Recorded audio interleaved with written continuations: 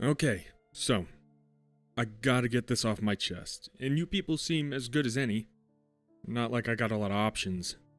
I'm not exactly drowning in friends or family. Strangers will have to do. So yeah, I gotta tell you about this video I found. I'll give you a bit of context to speed things up. I work for a social project in my town. Long story short, I get old laptops scrubbed and refurbished so they can get donated to schools, care homes, other social projects, wherever they need to go. It's simple enough to understand, yeah? Cool. I don't want to fuck around wasting time by giving you a load of details. I want to get this done so I can shut off my damn laptop and get packing. I'm only doing this now so I can get shit down while everything is still fresh in my memory, you know? Anyway, you can probably guess what happened, right? Laptop came in, weird ass video on it. Seems simple enough. You're probably thinking, why are you bothering us with this, Ted? It's just a weird video, fuck off. Well, I wouldn't be venting all this to damn strangers if it was just a weird fucking video, would I? In my line of work, I see a lot of weird videos. Do you know how many child molesters I've helped get sent to prison? 3. How many murders? 7. People leave a lot of dark fucking shit on old devices they throw out. I've been at this for 10 plus years, and this is the first video so weird. I felt I had to tell someone, anyone, about it. Do the damn math. Caught up? This was a weird video. Like, I'm going to skip town tomorrow if I don't alt F4 from life first level weird. You're expecting the laptop itself was a bit off, right? The password was 666, or that there was a message to me waiting on it, or the background was a picture of my cramped apartment. Nah, it was completely normal. It was waiting for me on the desk of my studio when I arrived at the center of the morning. Babs muttered something about me being late as usual, but didn't say anything was off about this week's batch of virus-riddled 2000s machines. The laptop with the video was top of the pile. An old Dell running Windows XP. Black, shell chipped in places, sleek once but faded and beaten now. It had seen better decades, let alone days. In other words, nothing I would usually be posting about, right? I plugged it in and booted it up to find no password was needed to log into the single account. Again, not unusual. Even the name of the previous owner's user account didn't raise suspicion. Chris, it said, below a picture of a gym life looking guy in his late 20s. Chris. I'm going to be talking about him a lot in a minute. When we get to the damn video. Nearly there. This is where the laptop did get a little peculiar. I logged into Chris's account to find the standard default Windows XP background, the rolling green hills and blue skies. Anyone that remembers the early 2000s is familiar with, no doubt. That's not what made me cock an eyebrow and take a sip from my Mountain Dew. It was the desktop. It was full, filled with copy after copy of the same MOV file. dorothyrescue.mov. There were at least 3 dozen copies. I didn't count them. Nah, all I did was double-click the copy in the top left, the original. I wanted to see what all the fuss was about. As I said, right, I'd seen weird shit before. What was I gonna do, not play it? Worst case scenario, I thought I would see some more gnarly shit that mean I'd have to call the cops. A big whoop. At least it'd make the week more interesting. That was only the worst case scenario too. My honest first guess was either a virus or that Chris was, how to put this tactfully, ill, like in the head ill. You get them sometimes, machines that were a prop in a prolonged mental breakdown. When the video started playing, my immediate reaction was one of disappointment. Nothing interesting, I thought. Obviously some kind of student movie. Some Blair Witch Paranormal Activity knockoff. The opening shot was one of 3 people sitting around a wooden table in a dimly lit living room. They didn't introduce themselves, but luckily for you, I'm writing all this in hindsight so I can spill the beans. The trio was composed of 2 women and a man. The man was Chris, though you've probably guessed that, right? He was different from his user photo, though. Older, for starters, by a few years at least. Hair was notably thinner, and there were more than a few frown lines around this once borderline handsome feature. They weren't near attractive anymore, though. They were gaunt, stretched, had the same eye bags and squint marks that a guy who spends his days in front of a computer screens like me have. One of the 2 girls was in a similar state. Harriet, she was called. A wafer-thin thing that looked way too far from her last meal. I'd have thought they were both junkies were it not for the fact their skin was absent of any crust, scars, or scabs. I knew came with prolonged substance abuse. You could tell from the first frame that Harriet was romantically attached to Chris, totally dependent on him. She was hanging off his arm, gazing up at him with her bloodshot eyes as he spoke into the camera. He spoke a lot, and fast, and it's been a few hours, and a lot of panicking, but I'll try to give you the most accurate rundown I can. Is it on? It's on, it's recording. Do you think it'll work? Shh. Chris turns to the camera, ignoring the rake-thin woman clasping at his dirty shirt. Okay, if you're able to watch this, then part of our plan worked. We're going to be bringing this laptop with us, so if things don't go at least partly how we hoped, nobody will see this anyway. Cut the shit, Chris. I didn't fly down here so you could play paranormal YouTuber. Just light the fucking candle. The other woman sitting at the table, Rebecca, was clearly the outsider of the group. Her face was full, rosy. The face of someone that enjoyed a whirl of home-cooked meals and hearty, wholesome comforts. There wasn't the twinkling in her eyes you'd expect to see from such a life, though. They were stern, cold, and never found their way to Chris or Harriet without filling with disdain first. This didn't seem to perturb Chris, and he ignored Rebecca just as he did the emaciated Harriet. Last time we did this, we opened a... Nah, you'll see what we opened. We're gonna do it again, in just a second. Just... Look, they're still searching for Dorothy Raines. It's been years, but they ain't even given up. We know where she is. The police, her family, will never find her. Even if we can't bring her back, hopefully, if her family is watching this, can see it, it'll bring them a little closure. Bring you a little closure. Chris looked up at me on the other side of the screen, clearly anticipating I'd be someone other than the laptop fix-up guy working for an underfunded charity. The name Dorothy Raines rang a bell, and I remembered that there had been some news coverage of a Dorothy who vanished from her college apartment some years back. I couldn't recall much beyond that, but then again, why would I? The news is obsessed with a missing new white girl every week.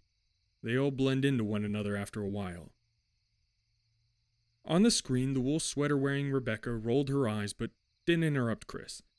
Her guilty swallow was so small it almost wasn't noticeable, but I picked up on it. Whatever the hell Chris was talking about, it wasn't a lie. The already sick of Chris's bullshit Rebecca wouldn't have been trying to hide obvious guilt if it was, right? As for Chris, he'd reached down under the table to pick up 2 objects. The first was an ugly candle. He placed it at the center of the table, and all 3 noses on the screen wrinkled. All 6 eyes locked in the lumpy purple-gray wax and wide braided wig. It wasn't white like a normal candle wick either. It was brown, sleek, shiny. Far too much like human hair for my liking, you know? It sent a shiver down my spine, let's put it that way. Still, though, at that point my thoughts were that Chris had just put a lot of effort into making his props. As much as I was a little unnerved, I wished I had popcorn. This might actually end up being a good movie, I muttered, leaning back in my chair. On the screen, Chris had pulled out the second object from underneath the table. It was a book, a small black volume bound in what looked to be charred leather. Again, a little shiver. Again, a sudden urge for movie snacks. Something about the book in Chris's hands was off, but I couldn't put my finger on what. Still can't. But the list of things I can't explain is now much longer, and weird pixels that are a little too good at pulling your attention are far lower down it. I want somebody to explain the fucking blue sand first for a start. This book, no, I won't say its name. It's, for fuck's sake, Chris, I'm not going to kill them to know what it's called. Cool, but do you want them to go looking for it? That's what I thought. Anyway, I found this book a few years ago, and in it are instructions on how to make this. He gestured toward the ugly candle with his free hand. Harriet, who was still clinging with white knuckles to Chris's shirt, let out a soft whimper. This is the shorthand version. It's a candle made from corpse wax. Chris. What, Harriet? It is. It's a candle made of corpse wax. Jizz, hair, and placenta. Jesus, Chris, why did I get on that plane? When you light it, you can communicate with the dead. Or at least that's what we thought would happen. The truth is much, much worse. He waved the book at the screen. The shivering in my spine returned, although now I wasn't so convinced this was just a movie. I know good actors make even the most unbelievable shit look convincing, but goddamn, the guy playing Chris deserved an Oscar if this was all stage. That mix of fear, regret, guilt, anger, and disgust was far too specific for any actor to pull off. You'll see what I mean, but when you light this candle, you don't just talk to the dead. You go where they are. We lit one a few years back, the four of us, but Dorothy got stuck on the other side because Rebecca decided to use a martini blender instead of a mortar and pestle. Fuck you, Chris. Harriet and I have been studying this book since. We think we've found a way to bring Dorothy back. Emphasis on think. It might not work. We owe it to Dorothy to try, though. Chris nodded as Rebecca acknowledged the webcam in that dimly lit room and me for the first time. Exactly. If it works, then great. If not, then... Well, I think I speak for all of us when I say that this guilt isn't worth living with. The two women stared at the table, their solemn faces all the indication I needed to prove Chris hadn't said anything untrue on their behalf. Harriet took the pause in this monologue as a cue. She unclasped her hand from her stained shirt and stood, walking off screen to light a switch somewhere out of shot of the webcam. There was a click, and every pixel plunged into fuzzy darkness. This is where shit got weird, right? Like, I yelped and fell out of my chair weird. Soon as the pixels faded to black, so did my studio. The strip fluorescent lights flickered and died. Looking back now, that should have been my cue to bolt. Flickering lights that shut off when something spooky happens? That's grade A horror movie cliché red flag right there. But as much as I vaguely registered the lights failing, I was far more interested in the choppy audio. It was flickery static. I caught the odd word or two, but nothing I could make sense of. The only voice speaking was Chris. That much I figured. What he was saying, though, I have no idea. Not sure I want to know either. By the time I'd pulled myself to my seat and banged the side of the screen a few times, it had cleared up a little. Not much, though. I could hear a buzzing, warbled noise that sort of sounded like this Chris, but barely. I was on the verge of standing to try and fix the lights when I yelped again. Chris's speech had been warped, crackled, and distorted, and definitely came from the speaker. The crystal clear scrape of the lighter was right behind my left ear. Luckily, I didn't fall out of my chair this time, but I did flail around in the darkness behind me. On the screen, pixels had started shimmering back into life, though. So I wasn't going to waste long trying to fight shadow sounds conjured by my imagination, as I naively believed the lighter noise was. My jaw dropped as I stared at the laptop. All false ideas of student films and CGI, now long gone. The audio was still fucked, so I couldn't hear what was being said, but the trio was talking. No, not talking. Yelling. Yelling and screaming. I could tell why they were so panicked straight away. Let's just say we're not in Kansas anymore, Toto. They looked as confused as I felt, and though I couldn't hear their words, I got the impression they'd expected to find something other than what they found.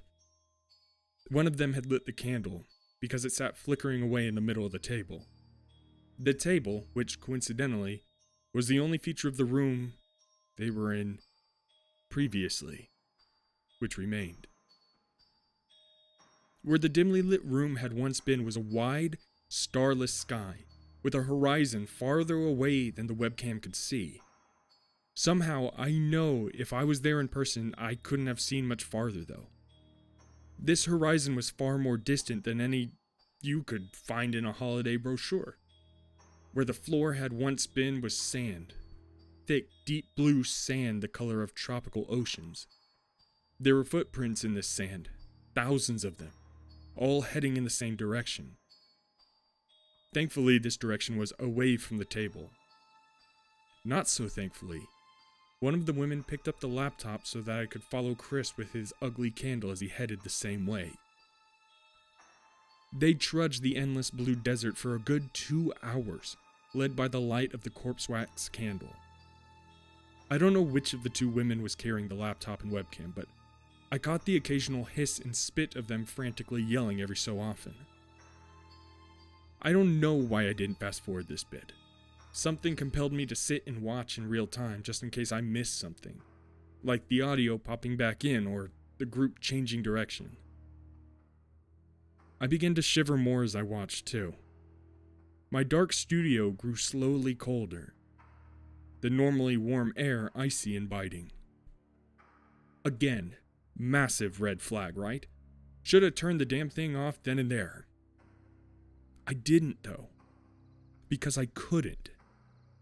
Something about that grainy footage of that endless and the cracking and snarling audio distortion that played over it had me encapsulated. My attention wasn't away from it long enough to connect the dots of creepy video making room colder and turning lights off equals hella bad, get the hell out of there right now. Don't get me wrong, I was scared.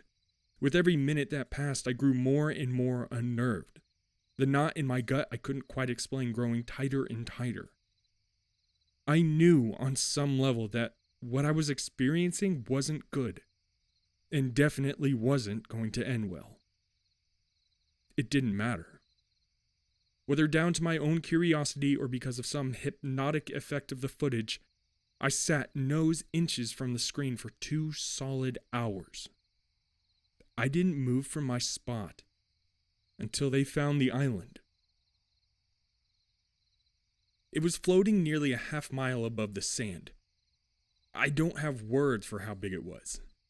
Not can I explain how nobody inside the footage or watching in the present noticed it looming over the horizon before it was on top of us. Even though it was far, far too far from the light of the candle to make out clearly, I could tell what it was made of. Flesh. The unfathomably dark shadow the camera panned upwards to focus on writhed and pulsated in the air. What slivers of light did make it that far were reflected in glistening sacs and bulging ligaments. Town-sized bulbous cysts and tunneled-wide arteries. I could smell it too, somehow. No, not somehow. I know how. I could smell it because this fucking video was of somewhere never meant to be filmed. I've had to come to terms with the sand, right? If the sand happened, then it's not a stretch to say that the stench wasn't my imagination. It was foul. I've smelled some foul shit in my time, but goddamn, this was like a porta-john full of roadkill left to bake in the sun for a month. I fully retched, although thankfully managed not to puke. My brain was waking up to the intense concentration of nope in the room by this point, and the first thoughts that I should maybe shut the laptop crossed my increasingly panicked mind. The screen had a few more gems before I finally screamed and threw it across the room. First was the hole. The wide gulf in the azure dunes stretched almost as far from view as the impossible horizon. Like the island floating above, it seemed to ambush Chris and his party, appearing in his path as if from nowhere. Chris almost fell right into it, and I realized then that Rebecca had been carrying the laptop because Harriet darted into the shot to grab Chris's shirt and stop the sudden void claiming him. I'm glad Rebecca didn't decide to aim the webcam down the hole.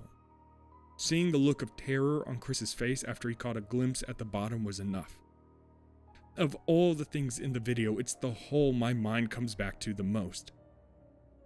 Something about it is... Fuck, I don't know how to describe it. When I picture it, I get this feeling, this dread, like I know I'm thinking about the absolute worst thing you could possibly think about. At the same time, though, there is this sense of destiny, I guess. Like, I know I'm gonna end up there in that hole. Like, I'm gonna find what waits at the bottom, whether I like it or not. Maybe that's what the bodies were about. There were millions of them throwing themselves into the pit. All those footprints had been leading in the same direction, right? Well, now you know where. Rebecca didn't move while Harriet helped Chris to his feet, so I had the pleasure of watching the alabaster figures hurling their twisted selves into the gaping void for nearly a minute. They'd parted like a biblical sea to allow the group passage, apparently. About 20 feet on either side of the trio, the horde began an endless stream of ghostly, misshapen people diving into the yawning hole in the endless dunes. What made their mismatched features all the more terrifying was the fact that I could hear them. Chris, Harriet, and Rebecca's words were still coming through crackle, distorted, unintelligible. The screams of the bodies falling into the pit weren't. They were coming through so clear I looked over my shoulder once or twice to make doubly sure none of the ivory abominations were in the room with me. The fanaticism with which they threw themselves was harrowing. You could hear it in their howls, see it in their contorted faces as they fell. The sea of writhing faces parted around the webcam when the trio composed themselves enough to start walking around the rim of the pit. For a full 10 minutes while the three trudged, I watched the endless cascade of pasty bodies tumbling to whatever horror awaited them in the depths. Countless trillions of them. After a while, the deafening roar of their screams grew too much. That's when I had it confirmed that I was fully up the supernatural Schitt's Creek with no paddle and a hole in my canoe. I tried muting the footage. The little icon of a crossed-out speaker appeared, and the tiny popping of the trio's hidden conversation vanished. The screams didn't, though. No matter how many times I hit that damn mute-unmute button, the endless shrieks and screeches of the suicidal tide continued to echo around my studio. I started sobbing. I was in full-blown panic mode by now, yeah? No shame there, pal. I bawled like a baby. My heart was clawing up out of my throat, my stomach dropping well below where my feet were. I didn't have a finger that wasn't numb, a limb that wasn't shaking. Despite my terror, the video continued. It was the last part now. The part that's the reason I've decided to get the fuck out of Dodge. Chris was still leading the women around the pit, lighting their way with his half-melted ugly candle. The sea of bodies hadn't waned in consistency or volume. How the group didn't spy any of the suicidal abominations in that tide before the island and pit materialized, I don't know. They were in an endless desert, yet even an infinite plain didn't feel large enough to contain the sheer number of malformed humanoid things martyring themselves to the void. I noticed the one that wasn't running at about the same time as Rebecca. I know this because the view went sideways at the exact second I registered the woman in the dirty dress, sitting, facing away from the camera. Straight away, it was obvious that this girl wasn't like the tide of albino suicide. Her skin was pale, but human pale, not the pure white of a bleached bone. She had hair, short but still there. The clothes, despite being dirty, were the biggest giveaway, though. That and the fact she wasn't joining the gibbering creatures in their bid for oblivion. Rebecca's feet ran past the screen as she raced forward to join Chris and Harriet in approaching the shaking figure. I caught a glimpse of their faces. They were smiling. Not for long, though. As they approached the woman, she stood, slowly, but didn't turn to face the webcam or the group. I caught a few of Chris's cracked words over the screams here. Dorothy, sorry, and rescue. He put a hand on her shoulder, and she turned to face us. I screamed. The woman who turned around wasn't a woman anymore. If it had once been this Dorothy, whatever had happened since the trio left her in this place had robbed her of the humanity needed to claim that name. Where this woman, this Dorothy's, face should have been, was a hole. This gaping wound was ragged around the edges. Tatters of loose skin flapped and dangled at its rim, the length of which ran chin to hairline, cheekbone to cheekbone. What was the inside abscess was far, far worse than the wound itself, though. Inside the hole in Dorothy's face was nothing. Capital N, nothing. Not flesh, not a hollowed out wound carved into gore and viscera. Nothing. To call the emptiness in her face darkness, blackness, shadow would be doing it a disservice. A defined universal absence, an absolute totality of non-being, non-existence, a glimpse into an abstract state of not that antithesized everything rational or sane. And somehow, despite not having eyes, it was looking right at the camera. Right at me. I screamed louder than I ever had done. The pops and cracks let me know the trio were doing the same in the footage. On screen, Rebecca was backing slowly away from the walking nothing that was once her Dorothy. Chris was reaching for the candle, which, in his shock, he'd dropped. That was the mistake that cost Harriet her life. She dropped to the floor just like the corpse wax candle. The whimpering heap she became was unable to resist as the walking nothing, that abyss on legs, stood over her, reaching down with two dainty hands. Chris stopped, jaw dropped, which was another costly mistake for Harriet. The Dorothy thing lifted her with ease, pulling the sobbing Harriet's face toward the space where its own should have been. The closer Harriet got, the less distorted her whimpers and sobs became. I'm gonna have to drink a lot to forget them. Thank fuck they only lasted about half a minute. As soon as their heads were level, the nothingness started creeping from Dorothy's face. The tendrils wrapped themselves around the trembling Harriet, obfuscating her from the webcam's eye. Harriet made a sound, a gargling howl I wish I didn't know how humans could feel enough pain to make. The walking nothing only held Harriet for a few seconds. It felt like longer, though. Much longer. My throat was ripped red raw from my own screams by the time it had finished. I wish I could say that Harriet had stopped moving, that the walking nothing had suffocated her, and that she was at peace. But I'd be lying. From the angle of the webcam, I couldn't see exactly what the walking nothing did to her. I saw the result, though. I saw how Harriet lay face down in the sand for a while after being dropped. saw how she pulled herself to her feet and turned to face not Chris or Rebecca or her attacker, but the laptop in the sand.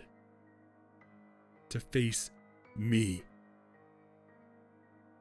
She stared at me, and I saw straight away the dark lines around her face that matched the rim of the facial abyss on once Dorothy. Tears were streaming down her cheeks. Her bottom lip was trembling. It was still trembling when one of her arms calmly pinched her nose and pulled. Her eyes, lips, nostrils, all continued twitching and moving as her face was pulled away from her head like a mask. The new abyss-headed monstrosity she'd become turned the sobbing face of Harriet over in its hands for a few seconds before discarding it into the pit like a frisbee. That's when I'd had enough. Seeing two of those things staring directly at me like a fucking Zoom conversation tipped me over the edge. I could feel tears on my cheeks as I slammed the screen shut, throwing the laptop against the opposite wall with a roar. The second plastic hit drywall. The lights flickered back to life. You know the sand I kept mentioning? Well, here we are. My studio was covered in a layer of rich blue sand. The azure grains coated every surface. No nook, no cranny was spared. I didn't hang around long enough to investigate further. The video itself had already sent me far, far over the line of thinking clearly, of being curious. Seeing the blue sand from the footage covering every inch of my workspace was a whole load of nope at a time when I was already way over my daily limit. I'm sure Babs tried to stop me as I ran to my car. She'd been hammering on the door to my studio when I tumbled through it, covered head to toe in blue sand and tears. I wasn't in much of a state to register her presence, though.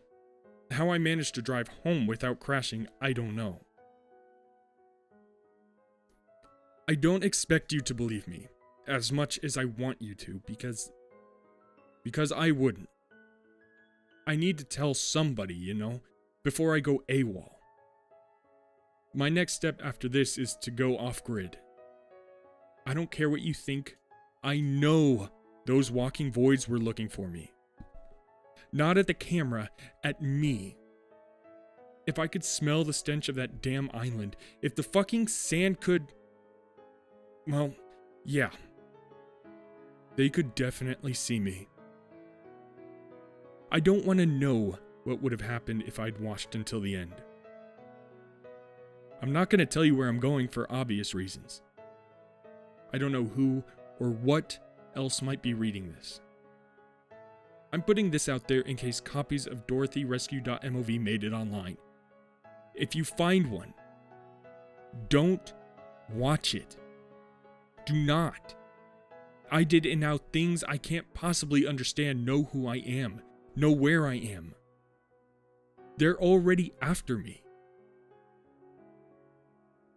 I'm gonna pack once I've posted this, then slip out the back window. I was gonna go out the front, leave like a normal person.